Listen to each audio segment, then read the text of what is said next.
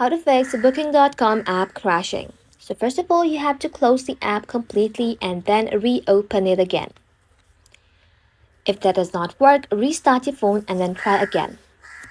Next, check if there's any update available for Booking.com app by opening the App Store.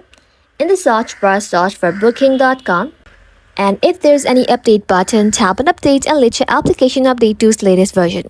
You should also make sure your phone's operating system is up to date. App updates are often designed to work with the latest software. If the problem continues, you can uninstall the application by long pressing onto it, tap on remove app, tap on delete app, then tap on delete. Once that's done, you can reinstall the application.